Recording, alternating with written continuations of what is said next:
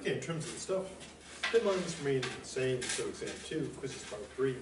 Deadline today, November 16th at 12 to 9 p.m. Exam 3, exam 4, quizzes part 4, deadline December 7th, end of day. And then the paper, 2 deadlines remain. If you didn't do +5 bonus deadline, the emergency deadline for full credit remains November 21st, and the desperation deadline for half credit remains for December 8th, both at end of day.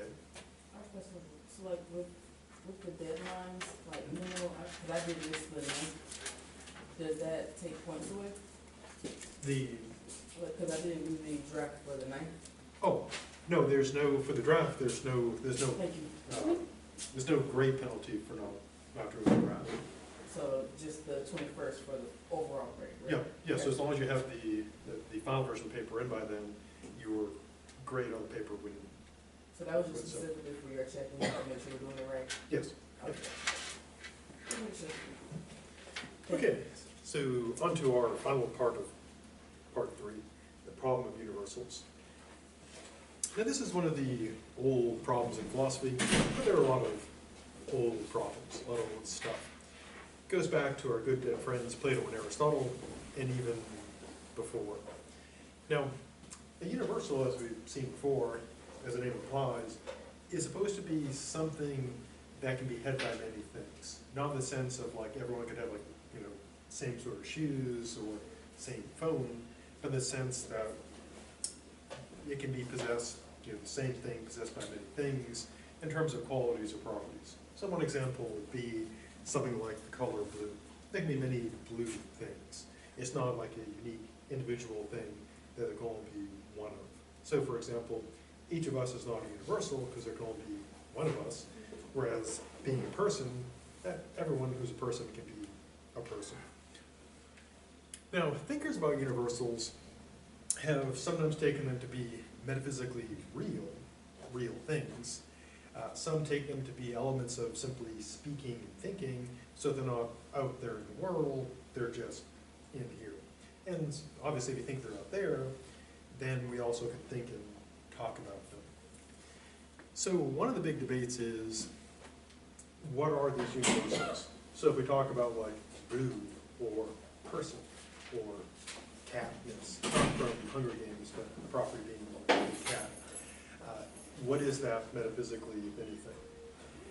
Now the problem itself goes back to our good dead friend Thales, the originator of philosophy and science, as far as we know, 624 to 545 BC, died then, still dead today. And what he tried to do was find the basic thing that explains everything else. What is everything? And his answer was, oddly enough, water. So it's all water. Another thinker, as I mentioned before, our good dead friend Heraclitus, said it was all fire. So since being in philosophy, philosophers are trying to say, like, what is the stuff that makes up everything? Now, this particular problem can be presented in terms of tokens and types. A type is a category of things, so like being human or being blue. A token is a particular member of that type. So this would be a token of the type jacket.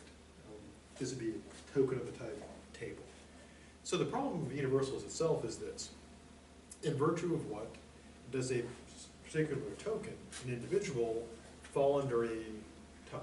So what makes all jackets jackets? What makes all cats cats? Etc. Now there are many, many proposed solutions to this problem. One is what's called realism. Now in everyday life, if someone says they're a realist, usually it means they're going to do something terrible in the next move, because realism is generally a person who claims to see the world as it is, often like hard-headed and not having any softness like in their heart. In this case though, realism doesn't mean that a person is very pragmatic, concrete, and practical.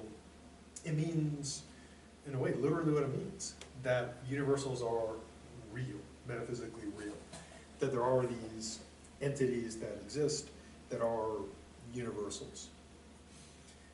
Now, if you answer the question, are universals real, metaphysically, entities, then you'd be a realist about universals, because you say they're real.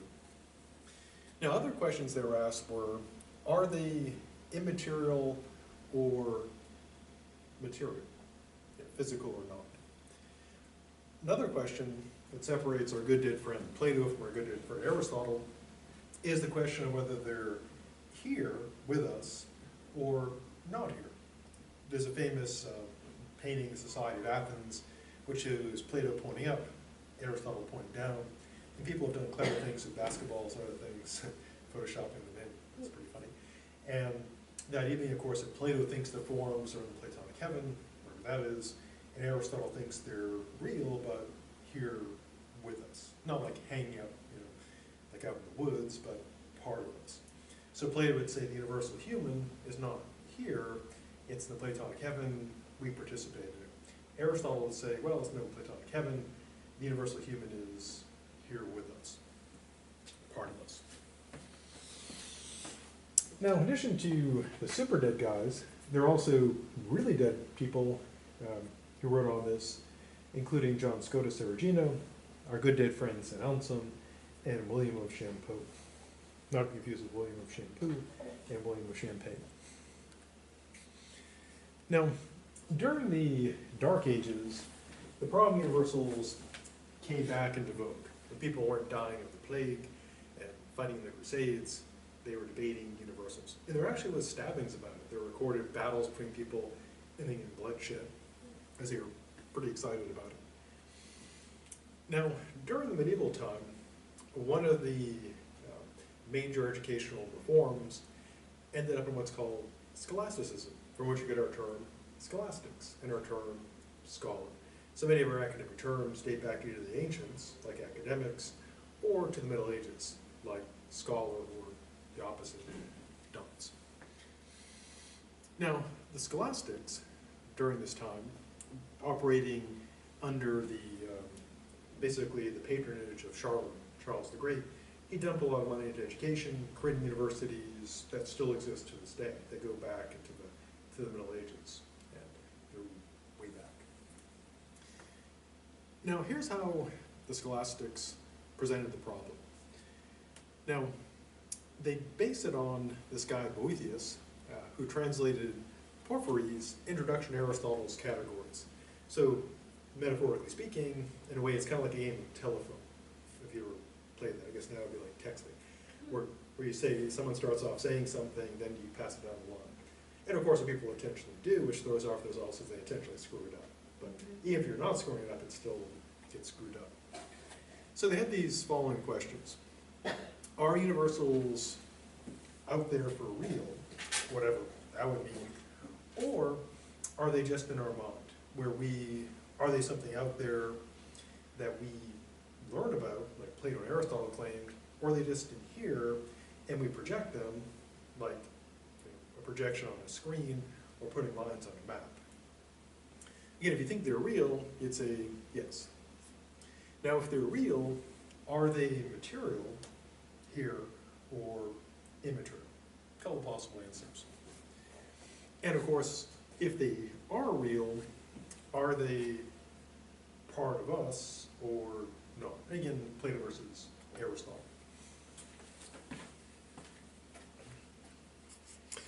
Now, as I mentioned, there were stabbings over universals. And so a good question would be like, why? It's just a philosophical problem. Why are there be stabbings? Well, in the first motivation, generally no stabbings. Aristotle and Plato, of course, argued you've got to have universals. Aristotle said, because of his logic, which is categorical logic, if you take the class in critical thinking, or even logic, you'll learn about this categorical logic, which is logic about putting things in categories or not being in categories. And so Aristotle developed that logic. He argued that in order to know stuff, in order to do logic, in order to use language, universals have to be real. Or we're talking about nothing, we can't do logic. And this is something, a matter that's been debated until today. In order to do like logic and math and stuff, do there have to be like real things behind it, or is it all just kind of in our head? And people people who are realists say, yeah, you got to, when you're talking about logic, it's got to be real categories. When you're talking about math, it's got to be real, numbers have to exist for real. Not in the sense of like fridge magnet numbers, we know they exist, but in the sense of numbers being real, whatever that would be. If you take a math class, you can ask the professor, do you believe numbers are real in the Pythagorean sense? You might get extra credit, or they might think you're crazy. Always a gamble to mention philosophers. But Pythagoras thought numbers were really real, the realest of real things. And as we saw with Plato, he thought in order to know stuff, you gotta have these universals. So not really any stabbings about that. Now we get to the stabby bits. During the Middle Ages, one of the views held by the church at that time was this notion of original sin. Everyone's probably heard the story. You had Adam and Eve hanging out in the Garden of Eden, Satan shows up in the form of a snake and says, hey, those apples look pretty good, why don't you have one? And they get the apple, and God had told them, yeah, don't touch that tree. Of course they did, and God shows them and say, hey, what are you doing? Is that my apple? No. Yeah, I'm pretty sure that's my apple. And they get thrown out, and they're tainted with original sin. Now, one practical problem, when people were thinking about this, a good question is, how does that work? What's the mechanism for sin being passed on? Now, one way could go with like a legal thing, where it's just like, God says, you know, you're guilty of sin, and legally, everyone's going to be a sinner. But then the problem is, how would that work? Now, there's a brilliant solution, which was this. The idea was, here's how sin works. I mean, original sin, not like sins in general. There's the universal human. And then what happens when Adam and Eve sinned, the original universal of human got all corrupted and yucky and distorted. To use an analogy, have you ever seen like an old typewriter with the keys, or like a stamp? You know? And if you have a typewriter where like one of the keys gets scratched or something, then whenever you type that, every time you type the H, it'll always have that defect. And so the universal will work the same way. So if humanness is like icky with sin, everyone who gets it gets the icky on it. It's like when you get the humanness, you get the sin. I guess another example would be kind of like a cold. You know, when someone sneezes in their hand, they keep touching stuff, they keep spreading that. Now, of course, they didn't have the notion of genes back then, but in a way, metaphorically, it would work kind of like a gene. This is what makes you human, just like people say genetics today. And if there's a defect in the genes, then everybody who gets that gene gets that defect. So sin is the defect in our humanness. And so people were stabbing each other about that, because it involved religion now, and that's a stabbable thing. Second motivation. Now, in the medieval church, there's of course the acceptance of the Trinity. You get Father, Son, and Holy Spirit. And of course Christianity is monotheistic. There's just one God. And so the problem is, how do you avoid polytheism? How do you avoid having many gods? Well, one option is to say, well, the Son is not God, the Holy Spirit is not God, they're just like additional gods, you know, in the thing, but not deities. But of course that didn't work. So the solution you end up with was kind of brilliant, is that there's the universal, we'll call it God, and it's the same in each case. And universals have the special power of being multiply located. So the Father can have that, the Son can have that, the Holy Spirit can have that, and so you have three entities that are still just one, through the magic of universals. And again, there were stabbings over this because, again, religion gets involved. But it was a brilliant solution. You got a universal, problem solved. In a rational way. I mean, someone could just say, oh, it just works, no explanation. But thinkers of that time, and today, want to give some account of how that could work. So those are kind of the main motivations for accepting universals. So the classic, and then the Christian, also works for other religions too. If you accept original sin and a Trinity, then universals, are a way to explain it. Now, right off the bat, this led to some problems. One problem is this. And for most people who are traditionally religious, it is a nightmare scenario. And here's how it goes. One thing about universals is universals also fall under categories as well. So for example, humans are also mammals. So we fall under or are grouped by the universal mammal. So all humans are human, and then under mammals we have all the mammals, but we're in that group too.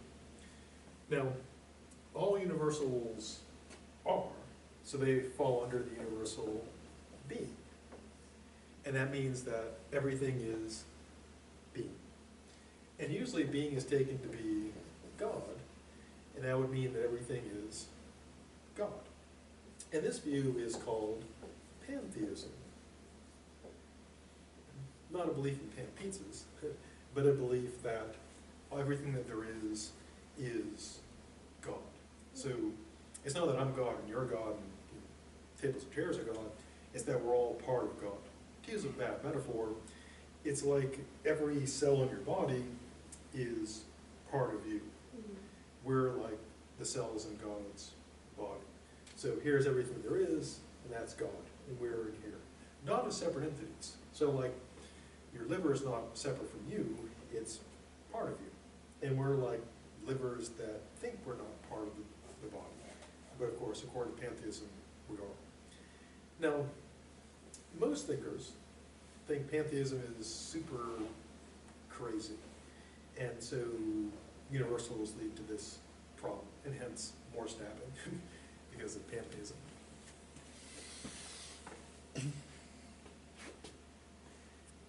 Now, those are the realists. There's also, as with all things philosophical, political, etc., there's always at least like two groups, and then some sort of, weird third party off to the side. I mean, the weird third party, that's why I call it weird. Now, the major competitor to realism is what's called anti-realism, or more positively, nominalism. Not nom like in eating, like nom nom nom, but nom like in name. And this is the view that all there is to universals is the name. Roughly put, why are all cats cats? Answer, we call them cats. So the idea is that we simply group things by our words. There's no metaphysical entity involved. It's merely, we just take them and we group them.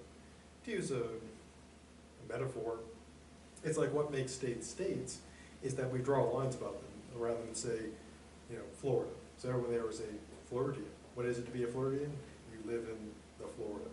Likewise for California. To be a Californian, you are in that drawn area. So what is it to be a cat? Well, you're in the circle of cats. Now, the advantage of this is that there's no weird metaphysical entities. Everything that exists is an individual, and everything is grouped by names. So initially, it's got a bit of an advantage. We know or believe they're individuals. Metaphysical universals are weird. We know we use language, so yay. So why is nominalism the one true view? So why did I just say, here's nominalism to solve the problem, done. Well, of course, problems. Now, one area where there are problems and stabbings, or in this case, I think this guy was burned a lot. Yeah, and I think he ended up being killified. There's a film named Marcellin, 1050 to 1120, super dead. He was branded a heretic, which is not a good thing to be back in those days. Because now if you're a heretic, I guess you have like a cool blog or something, or a YouTube channel. Back then you'd be like burnt or stabbed or something. Now he claimed that all that there are particulars. There's no universals. What are universals? Well, he says, kind of a nifty phrase in Latin, flatus vocis, which means basically empty voice, or basically empty wind. So when we say that things are cats, we're just saying the words. We're just saying we point at things and say cat, cat, cat, cat, cat, or des, des, So why would this is a problem? Well, going back to the Trinity thing, he said the Trinity is a mere name. There are not really three entities that are one. There are three things that we call a Trinity.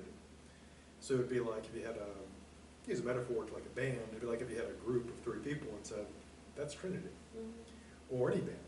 You know, that's Nirvana or Coldplay or, you know, the Beatles. And it's not one thing. I mean, it's one band, but it's several, you know, people. Now, this is why you get labeled a heretic and got in some trouble. So here's why nominalism often gets rejected. One, even though it seems kind of appealing, it also quickly runs into problems with common sense. Because if all that there is to be something is we call it that, then you can just take any things and just stick them in a group and give them a name and it should work. But we commonsensically think things are like, you know, it's kind of like I remember in Sesame Street, you know, one of these things doesn't belong, type of deal. And you can always, you know, spot it because it's the one that's not alike. But if we could just name things and group them, then any group would be seem perfectly fine. And so we look at all the desks, it's more than we just call them desks. So I could try saying like desk, desk, desk, desk, desk. And that would seem stupid. Saying desk, desk, desk makes more sense. So common sense seems to indicate there's more to being like a desk or a human than just we call them that. Now there are also religious reasons. Again, original sin seems to require universals, and the Trinity seems to require universals as well. But if you don't accept the religion thing, then those problems would not be a problem, but the common sense one would still remain. Now the weird third party, of which I'm part, is known as trope theory, sometimes called abstract particulars. The founder of this goes back, is this fellow Peter Abelard, 1079, 1114. He was a student of Rosellin and William of Champeau, and he tries to steer like a middle path between realism, this stuff is real, and nominalism, which is, it just works. So he attacks both. So a problem with realism, one is, you could have universals that seem to have inconsistent qualities. For example, if you take the universal animal, humans and squirrels fall under that. But humans are rational and squirrels are not. So animals are both rational and irrational. And I mean, there are ways to work around that, but it's seen as a problem. Probably the biggest problem, though, was that multiple location problem. That we know that you could take something and tear it up in pieces. Like I could, you know, take this paper, rip it up, and it could be scattered around. But if I were to say, this paper is here entirely, but it's also in Newark, New Jersey entirely.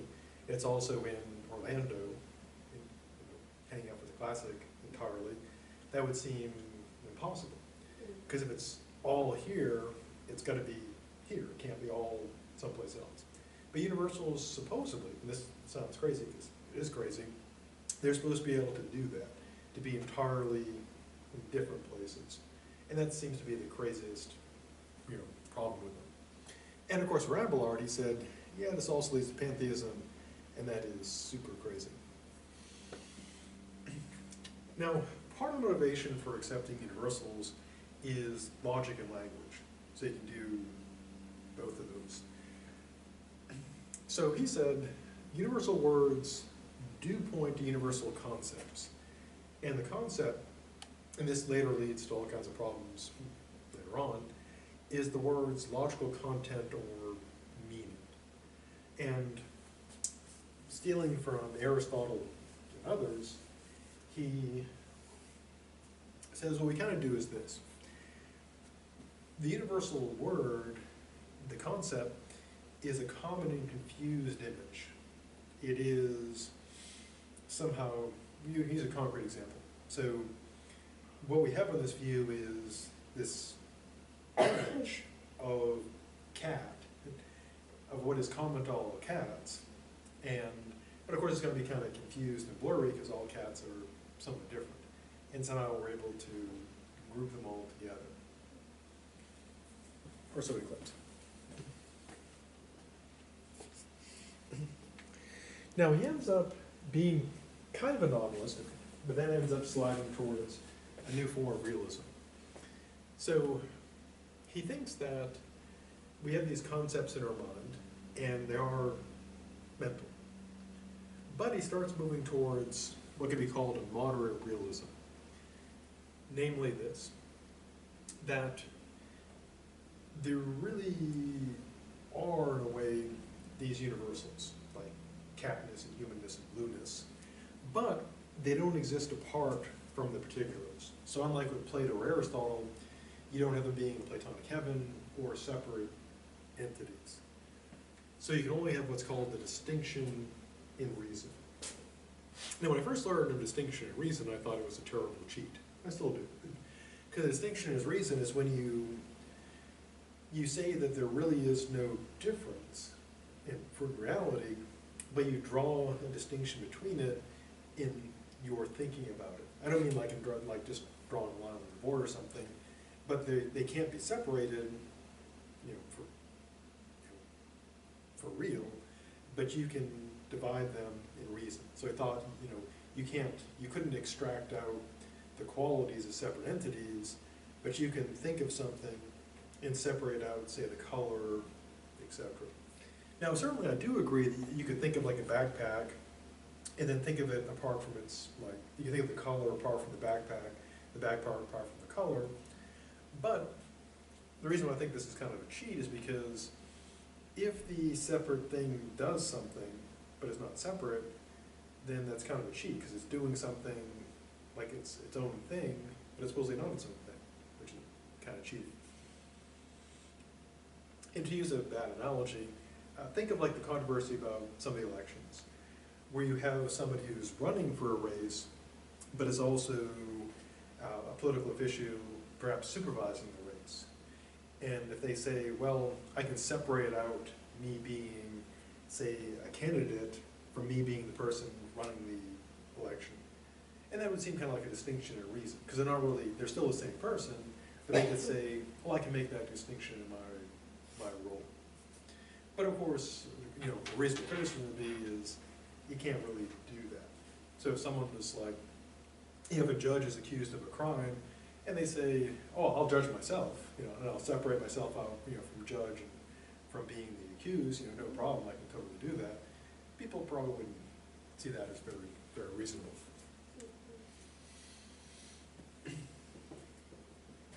So what does this evolve into, or devolve into?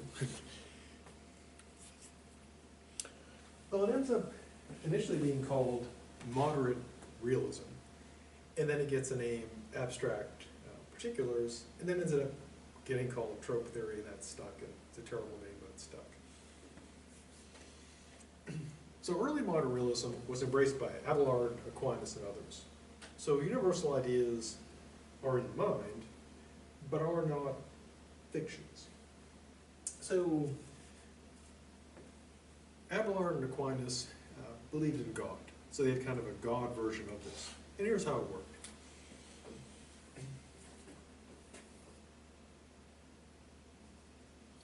So in the beginning, on their view, there was God.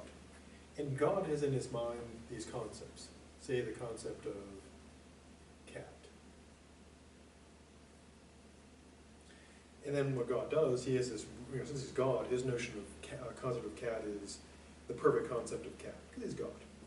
And then what God does is, on the sixth day, he says, let there be cats. And there are cats all over the place. And he says, let there be less cats, when there are fewer cats. So then what happens, according to people like Aquinas, universals exist ante rem, before things, in God's mind. So God has all these ideas of things, cats and squirrels and capybaras and trees and roast beef sandwiches, etc. Then he creates them. And so these qualities exist in rem, in things, as, so there really are like cats and kiwis and hamburgers and stuff. Then what happens is this.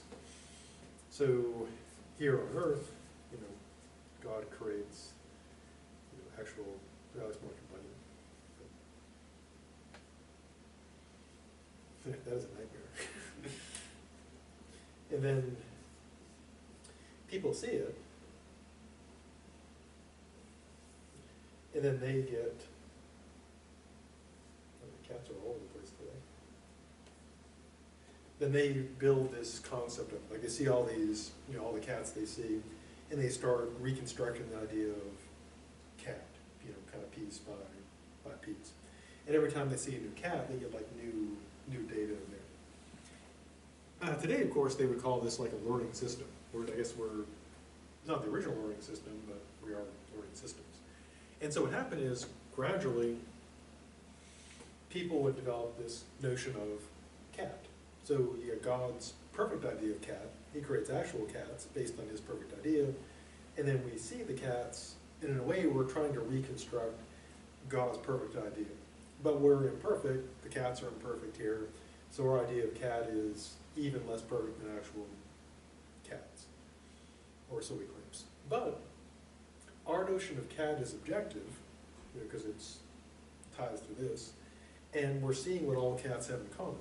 Namely, God had this idea when he built them.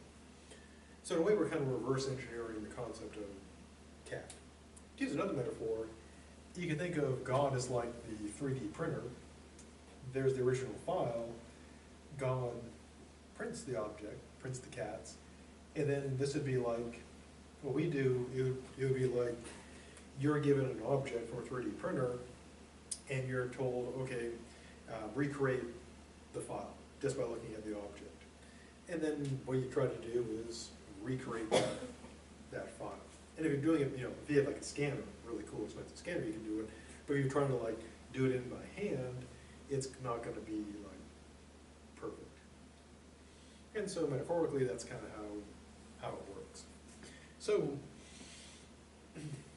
the properties are real, and so take an example of cats. All cats are grouped because they're alike, because they're created based on this cat template. And our idea, our concept of cats, is like all these cats, and like the original cat schematic, or catmatic. So all things on this view are particulars. There's no metaphysical universal. There's not one thing that's everywhere. There's just particulars that are grouped by resemblance. And then eventually it gets the unfortunate name of trope theory, which is unfortunate because trope is also used in film and literature as kind of a standard, device or standard, element of a particular plot. For example, they might have in a movie the trope of an element of a buddy cop film, like a particular thing that always happens in there. So terrible name. People suggest that alternatives, but they've all been worse, believe it or not. So it is stuck. Yeah, it sounds terrible. Now, as I mentioned, I myself am part of that weird third-party thing, the trope theorist. Whereas most people are either realist or accept universals or novelists. Now, our reading for this is a bit on time travel called Meeting Yourself. Now, we all know what normal travel is. That's moving through space in 3 dimensions, like going to Orlando. Now, we don't think that if you travel in space, you'd ever be able to travel in a way where you could come back and meet yourself. Because, as Buckaroo Banzai said, no matter where you go, there you are. So you can never catch up with yourself. You can go back to where you were, although they do say you can never go home again, but you never meet yourself, which is probably maybe good. Now, with time travel, though, it's a type of travel, because you're moving through time, supposedly. And it's actually something we all do. We're time traveling right now. In fact, I'll meet you in the future. Yep, and there we are. We have traveled to the future. Anyway, we generally don't think about it, but we are all time travelers. But we're going kind of the really boring way. We're going to the future 1 second per second. Now, cool time travel involves leaping to the future, or going back to it, without mucking around and all the time between now and then. So leaping ahead to 2020 or 2300 or 1 billion. And of course, there's also the time travel that's normally we don't seem to do, which is heading back into the past, going back to 1901, 5 billion years ago. So that's the cool type of time travel. Now, time travel, of course, is full of all kinds of problems and paradoxes. And one of the biggest problems, which is an entire paper, actually an entire book, is the classic grandfather paradox. What is this? Suppose you get somebody, for some reason, really hates their grandfather. Maybe they're a psycho. Or maybe their grandfather's, terrible, evil, person. And they make the plan of traveling back in time and killing the grandfather for some reason. Yeah, exactly. Because if they go back and there's, grandpa, and they kill him, then of course they would never exist. And the paradox is that if you can travel back through time, well, if a psycho, because I don't think anyone's going to kill, or hopefully going to kill grandparents, if a psycho travels back in time, and they should be able to kill their grandparent. But if they do, they would never exist, so they couldn't come back. And that's the grandfather paradox. The scientists, the physicists, think they have a solution for it, but it's total crap. And they say that you could go back in time, those who do say you can do it, but you just never would be able to do it. They said, and it sounds almost like supernatural hocus pocus, they say that time in a way would prevent it. You just would not be able to do it because you are here now. Which of course it shows why physicists should stick with physics, not do philosophy. Totally. Now there are other accounts as well, that you just can't travel in time, or if you do travel through time, you change the timeline, you create the branching theory. So a person goes back, kills a grandfather, so they create a timeline in which they don't exist, but their original timeline still existed. So they came back from that, and the branching one goes off on its own. And that gets super crazy. So, but maybe there's some good sci-fi stories. Now, how does this connect to the problem of universals? Because I have no solution to the grandfather problem, so I'll just erase it and pretend I never brought that up. And here's how it comes into play. Time travel requires multiple location. Why? Well, if you could travel through time, say ahead in time, you could travel ahead, but not too far. You could meet yourself in the future. Or maybe more usefully, you could travel back to the past and tell yourself something useful, like the winning numbers to the next Powerball, when it hits like $1 billion, which would be super useful. Now, this means that you, from say now, could be 3 feet away from the you of, say, 3 months ago. And since it's you, that means you would be multiply located. You would be here, and you would be there. And if you had like a whole bunch of time travel going on, there could be a whole bunch of you, all kinds of different places. So time travel does require multiple location. You get to be in different places at the same time. Now universals, they can do that. That's literally their thing.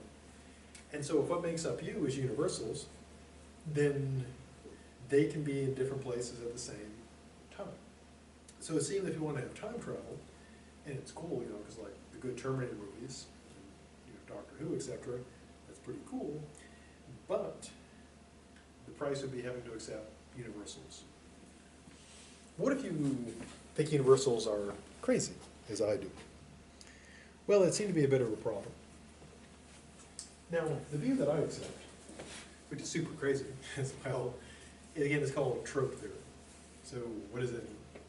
Well, I can illustrate this, of course, with the greatest tool of illustration, the bag of marbles, because everyone loves marbles and bags of marbles. Now suppose you had 6 marbles, all the same, contrary to my drawing, and they're all blue. Now if you believed in universals, you would say, since they're blue and they're marbles and they're round, you would say in the bag there would be 6 particulars, 6 marbles. There'd be 1 blue, the property of blue, each one has. There'd be 1 property of marble they each have, and 1 property of round. I guess they would actually be spherical. And so there'd be 6 particulars and those 3 properties. And blue would be entirely in each of the 6, marble would be entirely in each of the 6, spherical in each of the 6, multi-located, however that works. And a trope theorist like me says, that's crazy talk. A trope theorist would say, there are 6 marbles, yes, and then each one has its own blue color, each one has its own spherical shape, and each one has its own marbleness. So there'd be 6 marbles, 6 blues, 6 spherical shapes, and 6 marble beings, being a marble. And so there would be, instead of just 6 particulars, 3 qualities, there'd be 6 particulars and then 18 qualities. So what makes all the blues blue? Well, the universal theorist says there's just 1 blue. Blue is all here, it's all here, it's all here, it's all here, it's all here, it's all here, which of course is weird, because if it's all here, that would seem to mean it can't all be there. But yeah, it is. The trope theorist says this is its own blue, this is its own blue, but they're exactly resembling. They're not identical, they're not the same thing, but they're as close can be. Think of like identical. Think of like a twin, they're even closer. Now the problem then is, if you're a trope theorist, then there's no multiple location. So if you're made of tropes, the trope theorist says you're made of tropes, you couldn't be 2 feet from yourself because tropes can't do that. So no time travel. Now one option would be to say, well, no time travel, Terminator, Doctor Who, etc., the Time Machine, just fiction, just entertainment, but not going to be able to do it. And of course the evidence seems to be that we don't have time travel, because if there was time travel, people would be popping up all over the place, maybe. So the question then is, what if you want both? You want your tropes and you want your time travel. Well, not surprisingly, since I like time travel and tropes, I came up with a clever or stupid way to get both. And all it requires is the theory of relativity. Now our good dead friend Albert Einstein, I feel sad saying that, he came up with the theory of relativity. And one key part of the theory of relativity is this. The old notion of time, kind of the commonsensical view, is that time is like it's like a time box, and we operate within, time. Einstein said there is no objective universal time. All time is relative. So this means that everything has its own relative time. Now, back when Einstein was Einsteining, this was theoretical, because in order to test it, the technology of the day wasn't up to the task. But Einstein got it right. He had the theory that gravity would affect time, and speed would affect time. Now the problem is, of course, that you have to go, years ago somebody asked me, like, do runners age slower because they run? Or if you drove around really fast, would you, because you live longer? And the driving, no, because accidents. But in a way, yeah, because if you move faster than other people, your time would be slightly slower. How much would that get you? Probably maybe like billionths of a second. Now, but if something goes really fast, you can get more time. Now, weirdly, the faster you go, the slower your time goes. Now, the way they proved this was they required two things. So make it go super fast, which space shuttle, basically getting something in space, and also something they can measure can be a precision clock, namely an atomic clock. So they took two atomic clocks, synchronized them, put one on the space shuttle, shot it into space, and then brought it back, because that involved getting out of the Earth's gravitational field, or to microgravity, and going super fast. And they found that the one on the shuttle was actually, the clock was slower. I mean, it required a precision atomic clock to measure it, but it confirmed the theory that time is relative. Now, you might have heard, there's a kind of sci-fi science thing about the twins in space. And the idea is if you have one twin in a badly drawn spaceship heading off, and you have a twin on Earth, that if this one twin goes out super fast and then comes back, for them, less time would have passed than on Earth. So they can come back and their twin could be like 90 years old, and they're still young. Now, some people think, hey, that's a way to live like forever. But you really don't. I mean, if you want to outlive somebody, this could work. Because if you just keep looping around, eventually they'll get old and die. But you don't actually get any more time. Why? Because the faster you go, the slower you go. Now, from your standpoint, you don't notice it. You wouldn't know. From your standpoint, you wouldn't feel like you're going super slow. You would feel perfectly normal. But if somehow, like God could look into your spaceship, it would seem that you're going really slow. But it seems to you perfectly normal. Because if everything's going the same speed, as far as you can tell, then it's like, it's like when you're in a jet plane. When the plane takes off, you don't get thrown into the back, unless you're standing, because you accelerate with it. So likewise at time, you don't feel any different. And this also explains why there's a speed limit on how fast things can go. Because, to use a metaphor, if you're driving your space car and you're trying to step on the gas, right before you get to light speed, time would effectively stop. And so you'd never be able to push the pedal down anymore. And if you're on why do they say light is the fastest thing? Well, because you wouldn't be able to make it go any faster, because time would stop, or something. So how does this get us time travel with tropes? Well, if everything has its own relative time, that means there is no same time. So you could be, from the future, could come back now and tell yourself the winning number is the next Powerball, and you would be 3 feet from yourself, but you wouldn't be in the same time, because you'd be in slightly different places, so the time of you now would be slightly different from the time of you from the future. So you'd be the same entity in different places at different times, which would be perfectly fine. But of course, we're close enough, you're close enough so you can actually interact. So you and I, for example, we're in slightly different times, because I'm moving at a slightly different speed, the gravitational field is slightly different here, etc. But of course, the difference is so slight, we don't perceive it. And so that would seem to solve the problem. Now, as an added bonus, this also kills universals, because if there's no same time, they can't be in different places at the same time, because there's no same time. So much for universals. Okay, so that brings us to the end of the stuff for time travel, etc. Have a good weekend, and I'll see you on the Monday.